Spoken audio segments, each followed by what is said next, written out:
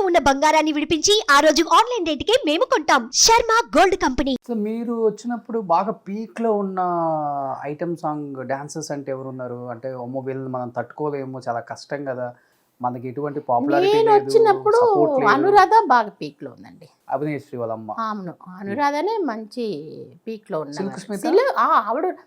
ఆవిడని అసలు మనం ఆవిడకి ఇప్పుడున్నారు అప్పుడున్నారని కదా, కొంచెం బ్రేక్ వచ్చినా మళ్ళీ వెంటనే పికప్ అయిపోతారు. ఓకే. ఆవిడని మనం ఎప్పుడు కూడా ఎవరితో కంపేర్ చేయలేము.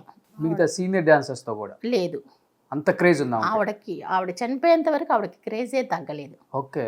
ఆవిడ కొన్ని రోజులు అయితే మూవీసే చేయరు, మళ్ళీ వచ్చారని కూడా ఆ క్రేజ్ అట్లానే ఉంటుంది. సో ఆవిడ గురించి కాకుండా చూస్తే అనురాధ బాగా బిజీగా చేసేది అప్పుడు.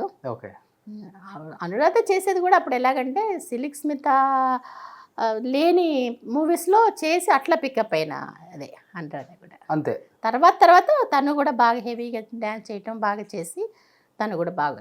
అంటే సిల్క్ స్మిత అంటే భయపడే వాళ్ళే మిగతా డాన్సర్స్, అయ్యో ఉంటే మనకు ఆఫర్స్ పెద్దగా రావు అనుకునే వాళ్ళే. అయితే మీరు అన్నట్లుగా ఆవిడ లేనియే వచ్చినాయండి ఎవరికైనా. ఇంత ఓపెన్గా ఎవరు చెప్తారు అసలు? ఆవిడకి లేనియే వస్తాయి. మీ ఇద్దరి మధ్య ఎలా ఉండేది ర్యాప్, ఫ్రెండ్షిప్, బాండింగ్ అసలుకి? ఎవరు సిల్క్ స్మిత అండ్ మీరు? మేమిద్దరం కలిసి మూవీస్ వచ్చి సాంగ్స్ మేము చేయలేదండి, చేసింది క్యారెక్టర్స్ చేసాము. తమిళ్లోను కన్నడలోను క్యారెక్టర్స్ చేసాము. చాలా మంచి ఆవిడ. ఓకే. చాలామంది తెలియని వాళ్ళు ఏమనుకుంటారు, చాలా గర్వము, చాలా పొగరు ఉంది, ఎందుకు అందరి దగ్గర చూపించరు. ఆవిడ ఏంటంటే ఆవిడ మూవీస్లో చేసినప్పుడు చాలామంది ఇన్సల్ట్ చేశారట ఆవిడ వచ్చిన టైంలో, కొత్తలో. సో కొంచెం గర్వం ఉంది అంటే ఆర్టిస్టుల దగ్గర చూపించారు? లేదండి, చూపించారు. ఆర్టిస్టుల దగ్గర అంతా ఏం చూపించరు. కొంతమంది ఎవరైతే ఆవిడని అట్లా చేశారో వాళ్ళ దగ్గర అంతా చూపించారు. అంటే ఎలా ఉండేవాళ్ళు? అంటే మీరు అన్నట్టుగా ఇండస్ట్రీకి వచ్చిన కొత్తల్లో ఆమెని చాలా చీప్గా చూసారు అన్నారు కాబట్టి, బట్ తర్వాత ఆమె అసలు ఇలానే కదా ఉండాలి ఒక డాన్సర్ అంటే అనే స్థాయికి వచ్చేసింది. అవును, తను మార్చుకున్నారు. స్టైల్, డ్రెస్, కాస్ట్యూమ్ మొత్తం ఆవిడే, జ్యువెలరీ, కాస్ట్యూమ్ డిజైన్ ఆవిడే, మేకప్ ఫుల్గా ఎలాగా అని మేకప్ మ్యాన్ ఉన్నా కూడా మొత్తం ఆవిడే సెలెక్ట్ చేసి లిప్స్టిక్ దగ్గర నుంచి అన్నీ కూడా మొత్తం ఆవిడే చేసేది. అంతా అసలు ఆవిడ డ్రెస్సులు వేరే వాళ్ళు కాపీ చేసేవాళ్ళు. ఓకే. అంత హీరోయిన్స్ కానీ మా మిగతా డాన్సర్స్ కానీ కొంచెం చిన్న చేంజెస్ పెట్టుకొని ఆవిడ కాపీ చేసేవాళ్ళు చాలామంది. అంత క్లెవర్ ఆవిడ. ఓకే. చాలా తెలివైన మనిషి. తెలివంటే మిగతా విషయాల్లో కాదు, అన్ని డ్రెస్సింగ్ సెన్స్ వాటిల్లో మట్టి పాప అంత తెలివి ఉంటే అలా అయ్యేది కాదు. ఆవిడ మంచి ఆవిడండి. అంటే అంత మంచి ఆవిడ అండ్ అలా అయ్యేది కాదు. ఓకే. అండ్ ఇండస్ట్రీకి కూడా చాలా వచ్చిన తర్వాత చాలా అవమానాలు పడే ఆ స్థాయికి వచ్చింది. అంటే ఇన్ని చూసిన వ్యక్తి ఎందుకని చాలా చిన్న ఏజ్లో సూసైడ్ చేసుకుందా, లేకపోతే చంపేసి సూసైడ్ అని చెప్పారా? ఆ లైఫ్లో ఏం జరిగింది? మిస్టరీ అంటే ఏమని చెప్తారు? ఇంటి దగ్గరలోనే కాబట్టి ఇప్పటికీ వచ్చి మిస్టరీ గురించి తెలియదండి. కొంతమంది చంపేసి హ్యాంగ్ చేసుకుంది అని చెప్పి అన్నట్లుగా చేశారు అంటారు. కొంతమంది లేదు తనే చేసుకుంది అని చెప్పేసి అంటారు. ఇది ఎవరినో లవ్ చేసిందంట తనకి కూడా మనసు అనేది ఉంటుంది కదా, లవ్ చేసిన దాంట్లో ఏదో ప్రాబ్లమ్స్ వచ్చినాయి అని చెప్పేసి అంటారు. అది ఎంతవరకు నిజం అనేది తెలియదు. మీరు వెళ్ళి చూసారా? చూసానండి, ఇంటికి వెళ్ళి చూసాను. హాస్పిటల్కి వెళ్ళేది, ఇంటికి వెళ్ళా. ఓకే. వచ్చారండి అసలు ఎవరన్నా? అంత పెద్ద ఫ్యాన్స్ ఉన్న ఒక నటి ఆమె, అందరికి హీరోస్ కూడా ఆమె పిచ్చి. అవును. ఆమె డేట్స్ కోసం వెయిట్ చేసి మరీ వాళ్ళ డేట్స్ ని మేనేజ్ చేసేవాళ్ళు. అవును. అప్పటికే అంటే తెలుగు వాళ్ళు గురించి అనుకోవటానికి లేదండి. అప్పటికే తెలుగు ఇండస్ట్రీ అంతా వచ్చి ఆంధ్ర వెళ్ళిపోయింది. ఇక్కడ వచ్చి చాలామంది హీరోస్తో తన వర్క్ చేశారు. వాళ్ళలో ఎవరు రాలేదు, ఒక అర్జున్ తప్పించి ఎవరు రాలేదు. అర్జున్ మట్టికే వచ్చారు, వేరే ఎవరు రాలే.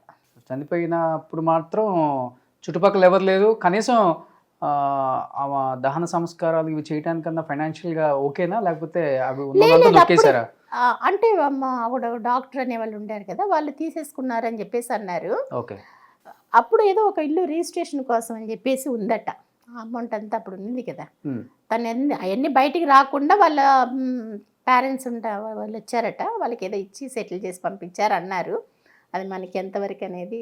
తను చనిపోయినప్పటికి ఏం లేదు తన దగ్గర కూడా? ఇంకా తన దగ్గర అద్దెంట్లోనే ఉన్నారు. అప్పుడు అద్దెంట్లోనే ఉన్నారు. ఆ ఇల్లు అద్దిల్లే, తను అప్పుడు చనిపోయినప్పుడు ఉన్న ఇల్లు అద్దిల్లు. ఇప్పుడు ఉన్నారండి వాళ్ళ ఫ్యామిలీ ఎవరైనా ఉన్నారు ఇక్కడ? ఇక్కడ ఎవరు లేరండి. ఆ. ఆహా, చెన్నైలో ఎవరు లేరు నాకు తెలిసి. తను ఒంగోలు, ఏలూరు అనుకుంటా. ఓకే. ఏలూరులోనే ఉన్నారు. ఉన్నారా అసలు? ఎవరైనా టచ్ లో ఉన్నారా మీకు? ఆహా, Family? లేదు. అసలు ఎవరికి లేదు. అసలు వాళ్ళ ఫ్యామిలీ ఎవరికి టచ్ లేరండి. ఇప్పుడు కదా బాబుడు ఉన్నప్పుడు కూడా ఎవరికి లేరు. ఎందుకంటే వాళ్ళు ఎవరు ఇక్కడ లేరుగా, తనతో పాటు ఎవరు లేరుగా. చూడండి, ఆమెకు ఒక డాన్స్ రాకపోయినా కానీ ఓన్లీ మూమెంట్స్, ఎక్స్ప్రెషన్స్ తోనే ఇంత దూరం తీసుకొచ్చారా? అవును. బాగానే ఉంటారా మీతో? బాగా మాట్లాడతారు. బాగా మాట్లాడతారు.